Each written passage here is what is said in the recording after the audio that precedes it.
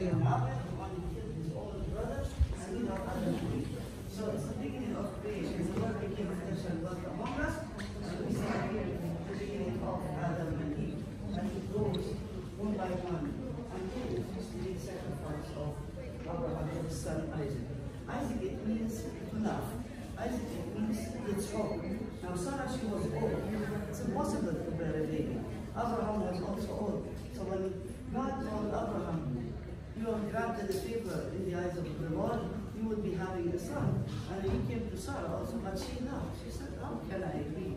I'm old. But she laughed, that's why she called him Isaac. Isaac, it means let's walk. Let's walk, it's a Hebrew word, it means to love. She laughed in a loud voice, and she called her son Isaac. The other thing, about this church, this is the largest church in the Holy Land. This one is the Annunciation, we have the Holy Sepulchre, and we have the Nativity. Those are three major churches.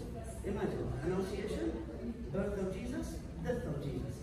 It completes the story of the Old and the New Testament together with the sacrifice of the Lord. Now this church was a very big church, but in 1969 it was completely finished. They started in 1965, they finished in 1969.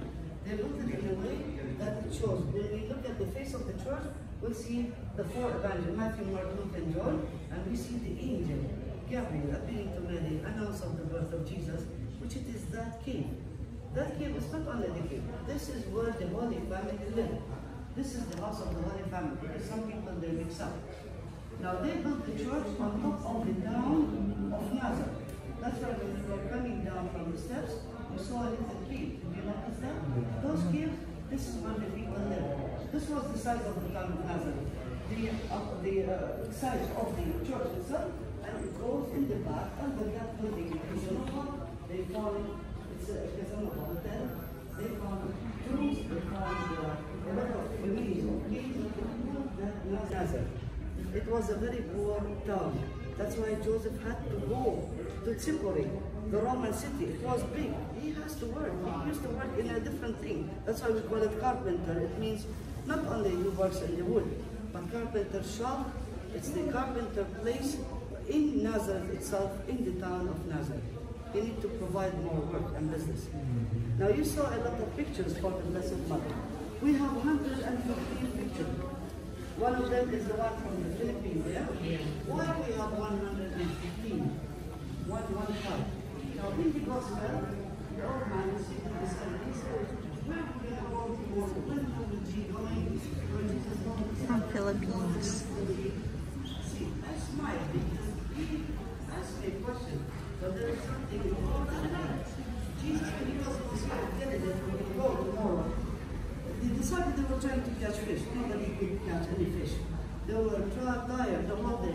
You lose hope. If you keep trying and nothing is happening, all of a sudden, the appearance of Jesus to them, he told them, cast your nets to the other side of the sea, of the boat. They were able to catch, you know how many fish? 153 fish.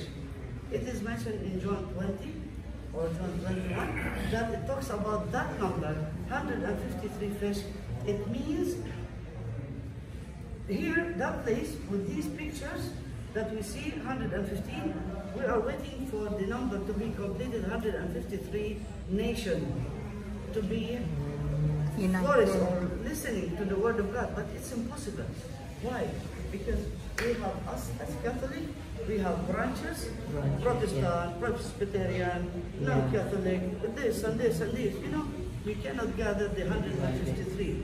So the church here, it stopped at 115 pictures donated from those countries to the Church of the Annunciation.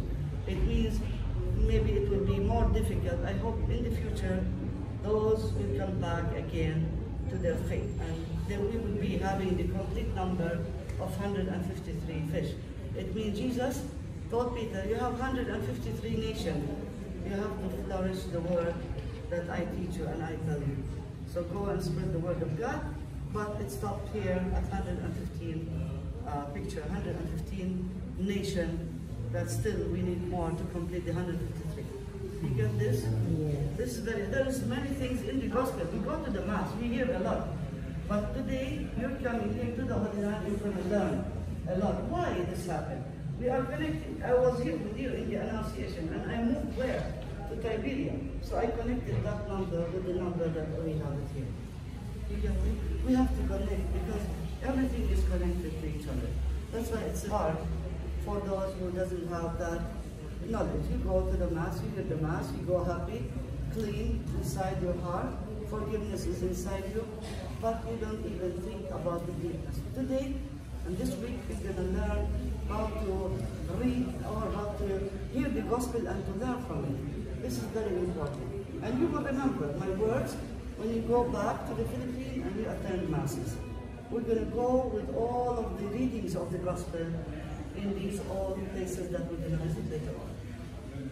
Promise you I'll make you teachers. Okay? Now, we're going to do like this. After the I want to make sure I took a video. I did. We take the bus. Okay? We'll talk in the bus about the area. Ana. Huh?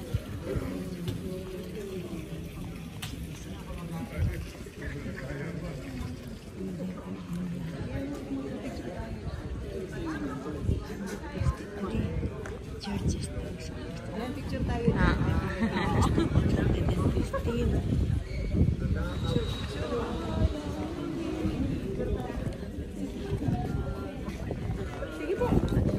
Para matakpan sila sa likod.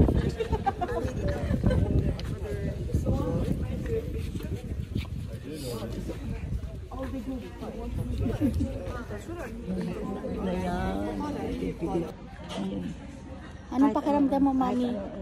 Kahit ano po, parang hindi ako napapagod. Hindi ka napapagod? Masaya ka, Mama? Parang hindi ako napapagod. Day 1 pa lang tayo. Oo, may Nazareth. Gusto mo yan. Hindi ka napapagod. Masaya yung ginagawa mo. Ano ba to? Parang anong feeling? Makakapa sa feeling ko na. Yan.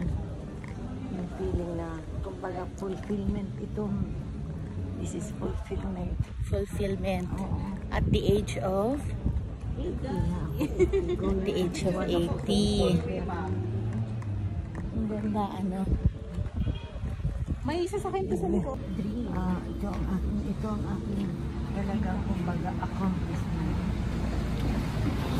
Accomplishment. Lifetime.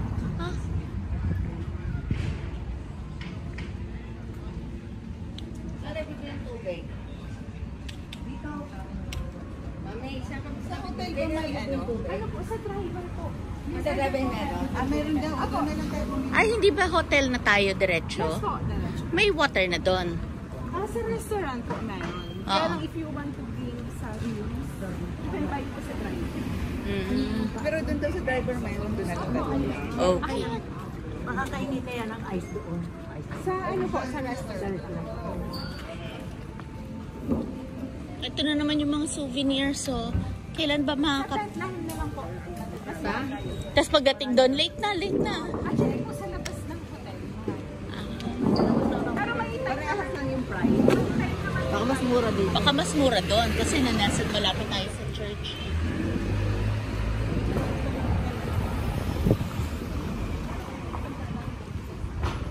هاي شباب صعود البحور باي ليا ليا غالي طيب يا شباب تفضلوا خلونا الكرع Hello. كرع تفضلوا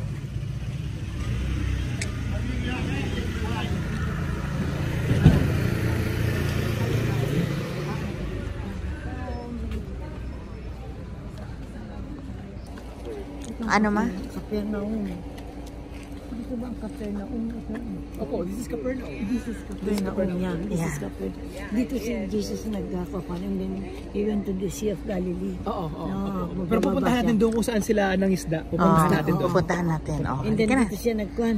Dito. Oo, nag-sermon. Dito. Tsaka yung beatitude. Pwede mo akong sermonan dito, Mama. Lahat Dito, ng pwede. sermon. Libre. Ito ang sermon ni Jesus. Oo. Dito ang Capernaum. Dito siya nag-gather ng mga tao. Dito siya nagpakain ng yung Anong pinakain niya? pinakain yung tilapia yung ilan ng kwan. Yung nagpahuli, yung sabi walang ano, wala namang kaming wala kaming nakuha. Sabi niya balik ka. Meron, tama ba? Oh, see, may alam ako. Oh. Ito na mama, bababa na tayo ha. Okay, mami. Okay, lakad. Yung port, parang pumunta tayo dito sa may With Father Nobs. Opo, opo. And mommy. Dito siya nagpakain ba? Opo, opo. Nagkuha ng mga isda na mga. Nang anod. Pero dito, hindi to yung nag-multiply ang kwan. Log, ang kwan. Hindi. Isda ano pa lang to? Isda pa lang. Nasa Julie's yung multiplication of bread. Ba't ka tumama, mami? Ba't ka tumatawa, mami? Ha? Ito na ha. Oh, ito na yung mga couple na ikakasal mamaya. Oh. Na-convince na po ba? Pumayag po ba? Wala nang atrasan yan ha.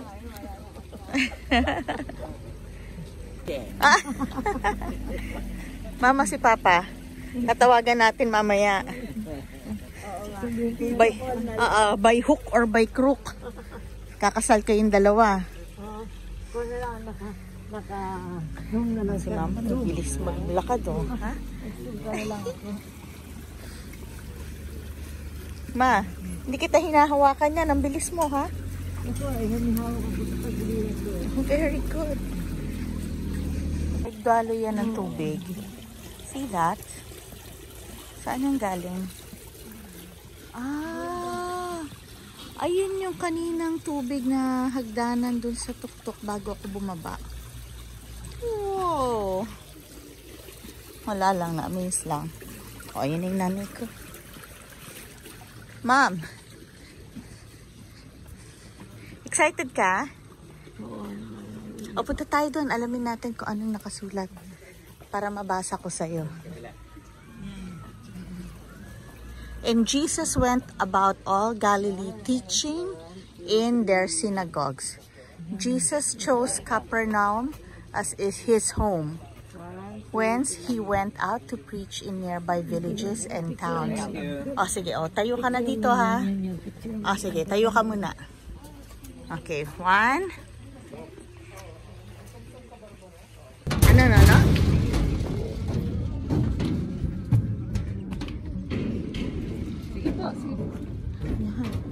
tayo talagang kan.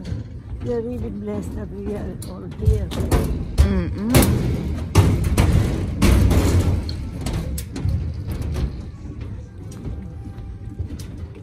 Sila yata ang galing doon, no?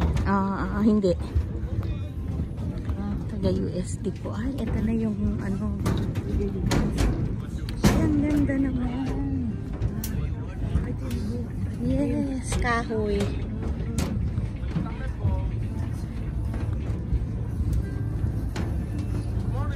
Good morning. Ay, going down.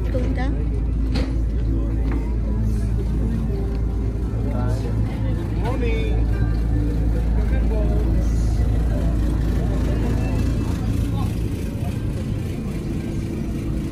Ito na yung boat. Wow. Can I say, is this Noah's Ark? No, Noah's Ark. No, the name of the boat is Magen Avraham. Magen Abraham Ships. Oh, okay.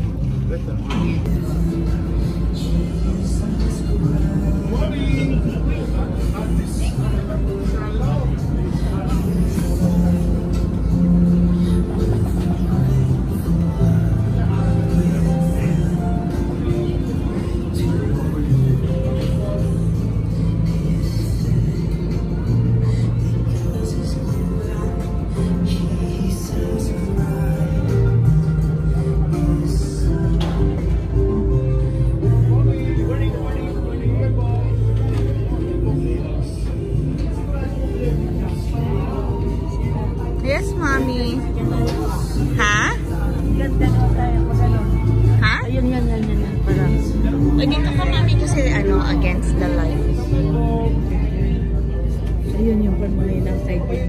Dito ang Sea of Galilee. Mama, upo ka. Upo ka na.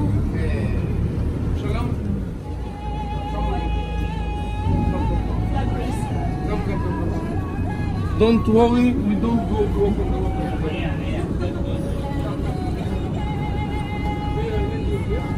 Oh, that is the Noah's Ark. No wonder hindi nila na-get.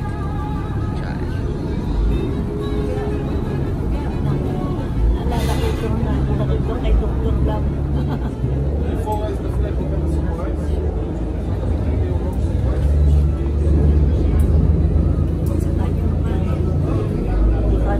Philippines, please stand up, everybody stand up.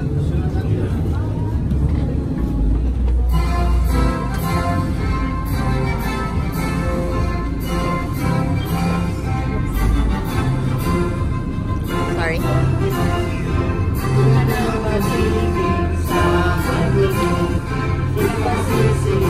Sa dagat at mundo, sa simoy at sa langit mong bangka, may dilagang pula at hawit sa paglayang minamahal. Pag-isang kong matawad mo'y tagang na naginini, na matuloy na araw mo'y kaya ating pagsinta, wala din sa pilingan. Ang kaya ng wag mo'y namati, ang mamatay ng layo sa'yo.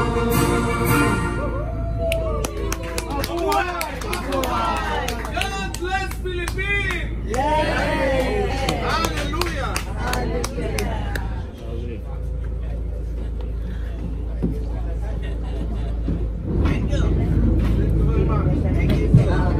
May tubig ka?